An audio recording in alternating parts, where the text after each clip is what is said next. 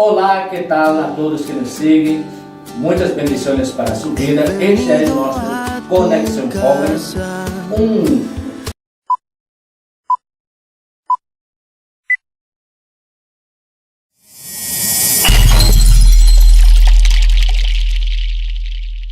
trabalho que nós realizamos da igreja, e esta oportunidade nós estaremos tratando um pouco sobre as vidas cambiadas desta igreja, e teremos aqui o honor de apresentar a vocês que nos acompanham a irmã Araceli, uma jovem que vai aqui contar um pouco sobre seu testemunho, sobre sua vida, e esperamos que este testemunho pode impactar sua vida e assim fazer com que tu também tomes a decisão para que seja o melhor para tu vida. Olá, Araceli. Hola, pastor. Un gusto estás? estar aquí con ustedes. Como mencionaste, mi nombre es Araceli Acosta. Actualmente tengo 18 años y formo parte de la iglesia Maranata Sinai. Que bueno. Araceli, conta-nos um pouco sobre tu vida antes de aceitar a Jesus. Bueno, mi vida antes de aceptar a Jesús, yo personalmente no lo llamaría vida, porque yo era una joven con muchos problemas emocionales. Era una persona muy cerrada, una persona que se fijaba mucho en los problemas que hoy en día vivenciamos como sociedad, a los problemas de violencia intrafamiliar, a los problemas de contaminación ambiental, y eso hacía que yo absorbiera todo y me hacía ser una persona bastante cerrada y una persona que siempre trataba de mejorar esa situación. Y yo al tratar de mejorar esa situación me estaba lastimando, porque lastimosamente el mundo de hoy está yendo de peor en peor, no mejoramos.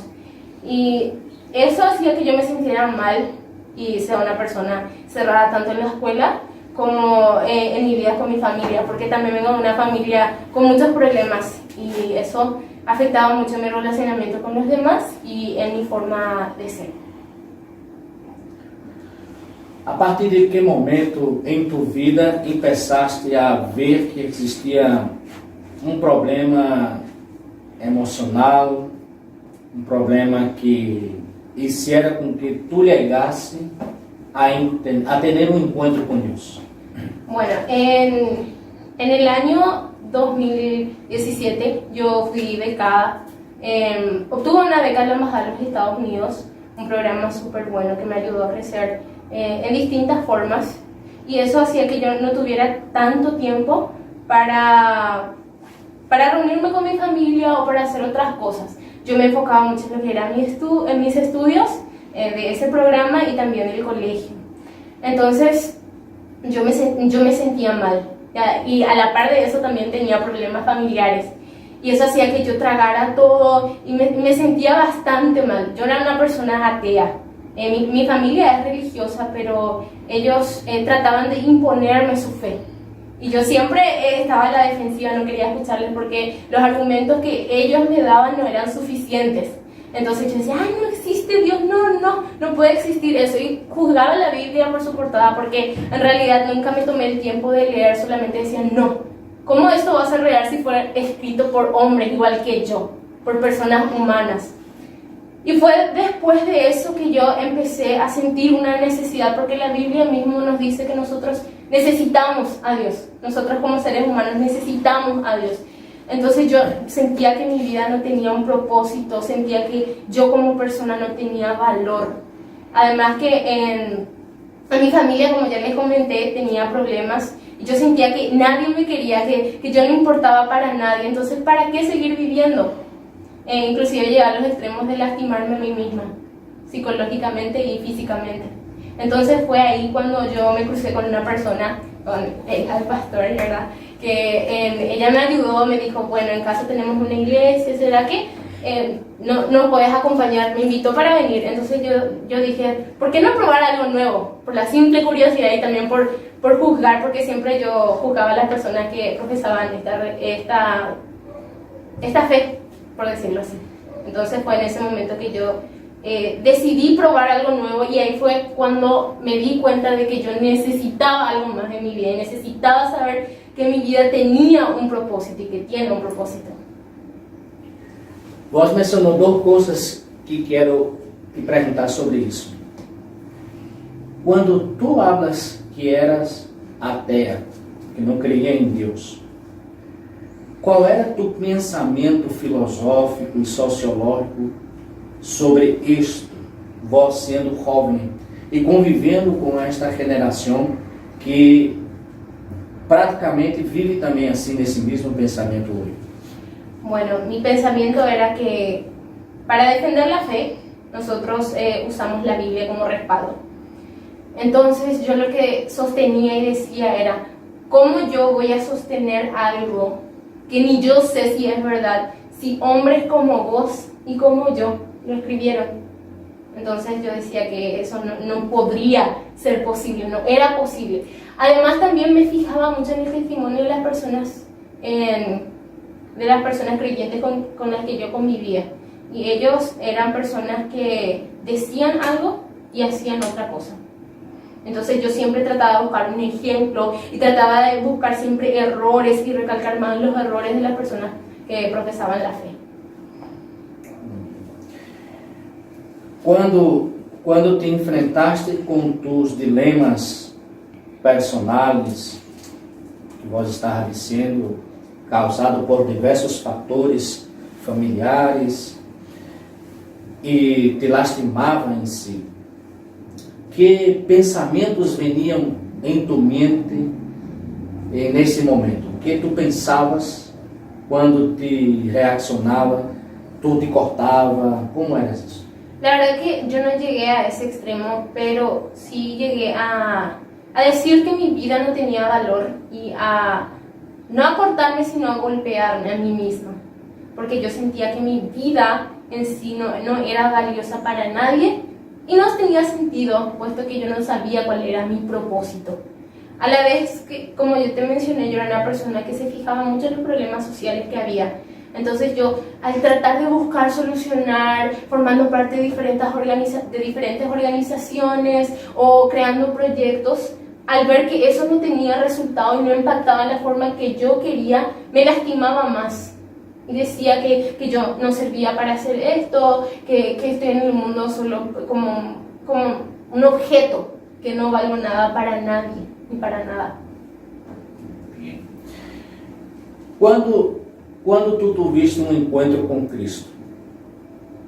Quando foi que tu compreendeu a mensagem e decidiste seguir esta vida? Bueno, la primera vez que yo me fui a la iglesia, como yo te mencioné también, yo me iba solamente para juzgar y buscar un cierto tipo de debate entre lo que es la fe y el ateísmo. Entonces yo cuando la tercera o la cuarta vez, cuando yo ya acepté a Cristo, yo leí el libro de Juan, capítulo 3, versículo 16, que nos habla que Dios amó de tanta manera, de tal forma amó Dios al mundo, que entregó a su único hijo para morir por nosotros. Y en ese momento yo capté que había alguien que me amaba a mí y que amaba al mundo, que dio su propia vida. En ese momento fue cuando yo tuve un encuentro real con Cristo. Muito bem. Então, a partir desse momento que vós decidiu seguir tu vida, ¿qué cambió? Bueno, mi vida cambió, dio un giro de 360 grados, como se dice, en la forma en que yo veía el mundo, en la forma en que yo me veía como persona y en la forma en que yo reaccionaba ante diferentes situaciones. Porque al saber que había alguien que me amaba tanto, eso realmente impactó de tal forma mi corazón que yo decidí estudiar la palabra, decidí leer la palabra y seguir su mandamiento. Y cambió en muchas formas porque yo era una persona, me volví una persona, mejor dicho, que trata siempre de ayudar a los demás de una forma realmente valedera. Sabemos que para ayudar a los demás hay que predicar la palabra, hay que hablar del evangelio, y esa es la mejor ayuda que uno puede dar al mundo de hoy. Y comprendí eso.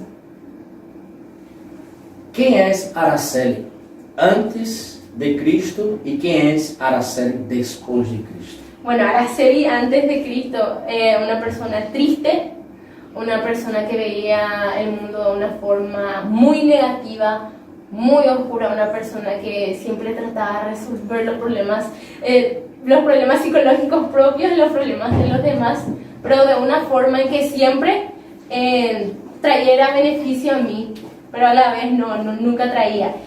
Araceli después de Cristo, Araceli después de entrar a la iglesia, aceptar a Cristo, es una persona que realmente ve con la fe, una persona que trata siempre de luchar y trata siempre de poner en práctica la palabra de Dios y trata siempre de hablar de Dios a donde quiera que vaya. No digo que soy una persona perfecta ahora, pero cambié en el sentido que siempre trato de poner la palabra de Dios en práctica y trato de ayudar a los demás de una forma valedera, que es hablando del Evangelio y hablando de la palabra de Dios. ¿Cuáles son los proyectos de Araceli a partir de ahora? Bueno, tengo muchos proyectos y el principal es convertirme en misionera, viajar en muchos países y llevar la palabra a aquellas personas que realmente necesitan, y es una promesa que yo misma recibí de Dios. Muy bien. ¿Cómo tú evaluarías los jóvenes y la forma de que las personas puedan comprender el Evangelio, principalmente en esos momentos que estamos vivenciando ahora?